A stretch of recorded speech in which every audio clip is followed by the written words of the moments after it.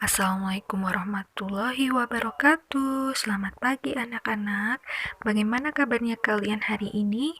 Semoga kalian selalu ya. Baik, hari ini kita akan belajar tema B, subtema 3, pembelajaran 1 dan 2. Atau tema selalu berhemat energi. Subtema energi alternatif, pelajaran 1 dan 2. Sumber energi dari minyak bumi, batu bara, dan gas bumi merupakan sumber energi yang tidak dapat diperbarui. Persediaan minyak bumi, batu bara, dan gas bumi sangat terbatas, dan jika digunakan terus-menerus, maka suatu saat akan habis. Jika minyak bumi, batu bara, dan gas bumi habis, maka kita memerlukan sumber energi pengganti yang dapat memenuhi kebutuhan kita akan energi. Energi pengganti atau disebut energi alternatif diperoleh dari sumber energi dari alam, yaitu matahari, angin, aliran air, dan panas bumi.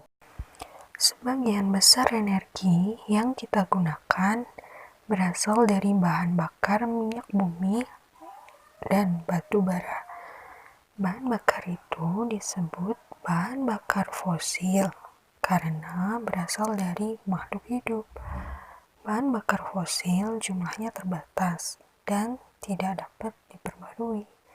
Sedangkan kebutuhan manusia akan energi semakin meningkat. Salah satu cara menghemat bahan bakar fosil adalah menggunakan energi yang bersumber dari alam, seperti matahari, angin, dan pergerakan air. Energi dari alam itu dikenal sebagai energi alternatif. Nah, di sebelah kanan itu ada gambar kincir air.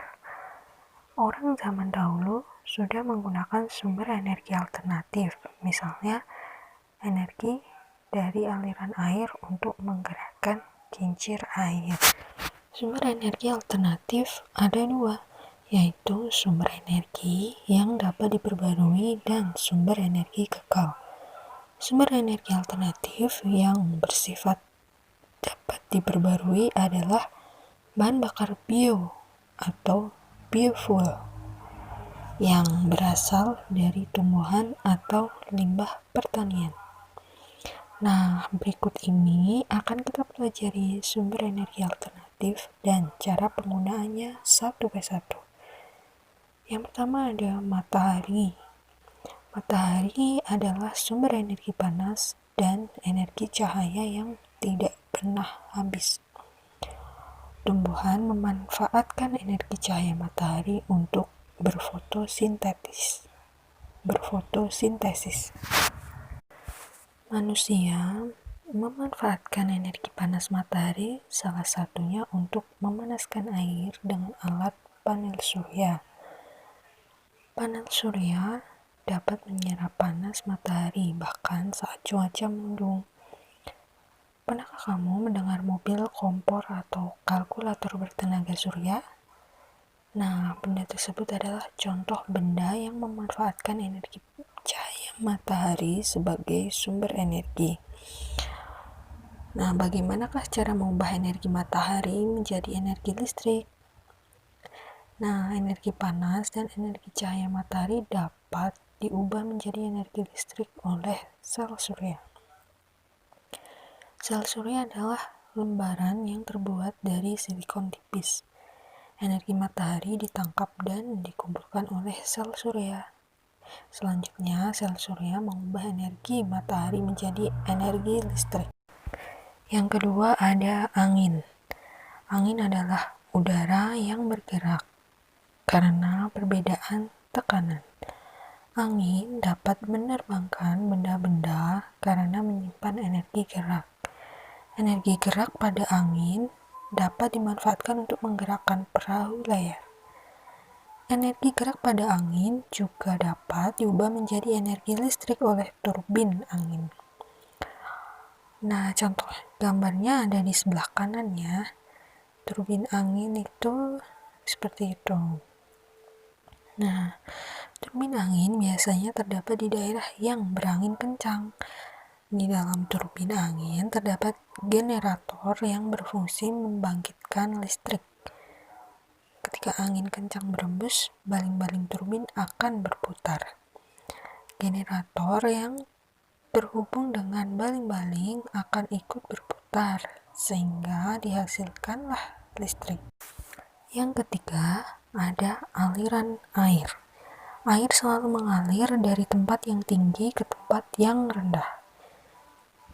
Air yang mengalir memiliki energi gerak yang dapat diubah menjadi energi listrik atau energi hidroelektrik. Semakin cepat aliran air, semakin besar listrik yang dihasilkan. Saat ini, aliran air yang deras banyak dimanfaatkan sebagai pembangkit tenaga listrik. Air dibendung dalam sebuah waduk, kemudian dialirkan melewati terowongan yang menurun. Nah, aliran ini akan memutar baling-baling kincir yang dihubungkan dengan generator. Generator yang berputar akan menghasilkan listrik. Panas bumi berasal dari dalam bumi. Energi panas dari dalam bumi dapat menghasilkan uap air panas yang menyembur ke udara. Uap air panas yang memancar dapat menggerakkan turbin dan menghasilkan energi listrik. Kemudian yang kelima ada tumbuhan. Beberapa tumbuhan dapat dibuat menjadi bahan bakar atau biofuel. Misalnya, tanaman jarak dan kelapa sawit dapat diolah menjadi biodiesel, pengganti solar serta singkong dan tebu yang dapat diolah menjadi bioetanol, pengganti bensin. Kemudian yang keenam ada limbah organik. Nah, limbah organik adalah limbah yang berasal dari makhluk hidup seperti kotoran hewan, limbah pertanian, dan limbah rumah tangga. Misalnya, sisa makanan. Nah, sampah tersebut dapat menghasilkan biogas. Biogas dapat digunakan sebagai bahan bakar untuk memasak. Dalam skala besar, biogas juga dapat menghasilkan energi listrik untuk penerangan. Nah, seiring dengan kebutuhan akan energi, manusia mencari beragam sumber energi. Saat sumber-sumber energi tersebut semakin menipis jumlahnya, manusia mencari sumber energi alternatif. Sumber energi alternatif itu tentu saja harus memiliki kelebihan dan keuntungan dari sumber energi sebelumnya. Penggunaan energi alternatif mempunyai beberapa keuntungan, di antaranya sebagai berikut. Yang pertama, energi alternatif lebih bersih dan tidak berpolusi. Bioetanol dan biodiesel menghasilkan asap yang tidak berbahaya bagi makhluk hidup. Kendaraan yang menggunakan tenaga surya dan tenaga angin juga tidak menghasilkan asap yang dapat meracuni makhluk hidup. Hal ini berbeda dengan sumber energi dari bahan bakar minyak seperti bensin, solar, serta kerosin, dan batu bara. Bahan bakar minyak dan batu bara menghasilkan asap buangan. Bahkan asap buangan tersebut ada yang bersifat racun bagi manusia. Kemudian yang kedua, keuntungan energi alternatif tidak akan pernah habis. Energi dari matahari, air, dan angin tidak akan habis meskipun terus-menerus digunakan. Begitu juga dengan biogas. Bahan baku biogas adalah limbah sampah organik yang senantiasa tersedia dari sampah pertanian dan peternakan. Tanaman-tanaman yang digunakan untuk menghasilkan biodiesel dan bioetanol juga dapat dipelihara dan dikembangkan. Kemudian yang ketiga, keuntungan energi alternatif lebih murah. Energi matahari, angin, air, dan panas bumi diperoleh dengan gratis. Oleh karena itu, jauh lebih murah daripada minyak bumi dan batu bara yang semakin lama semakin mahal. Selain keuntungan yang telah dijelaskan di atas, beberapa energi alternatif juga memiliki kelemahan dalam pemanfaatannya di masyarakat luas. Beberapa kelemahan tersebut antara lain adalah sebagai berikut. Yang pertama, kelemahannya yaitu peralatan yang menggunakan teknologi panel surya untuk pemanasan air dan mobil bertenaga surya memiliki harga yang mahal. Yang kedua, tidak banyak orang yang tahu bagaimana cara mengolah sampah organik menjadi biogas, sehingga masyarakat luas belum bisa menghasilkan biogas sendiri. Kemudian yang ketiga, kelemahannya yaitu perlu modifikasi pada mesin motor untuk menggunakan bioetanol sebagai pengganti bensin. Nah, sampai di sini kalian sudah paham ya?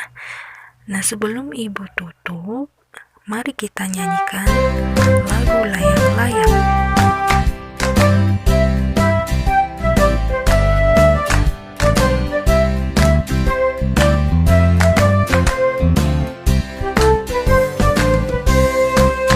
Ku ambil bulu sebatang, ku potong sama panjang, ku raut dan ku timbang dengan benang, ku jadikan layang-layang. Bermain, berlari, bermain layang-layang, bermain ku bawa ke tanah lapang, hati gembira dan senang.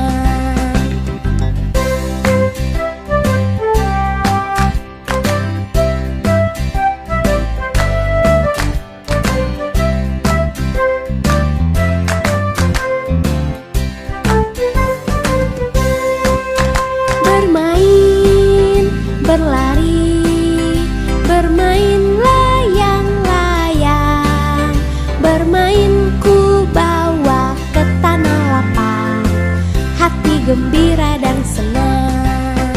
Bermain, berlari, bermain layang-layang, bermain ku bawa ke tanah lapang, hati gembira dan senang.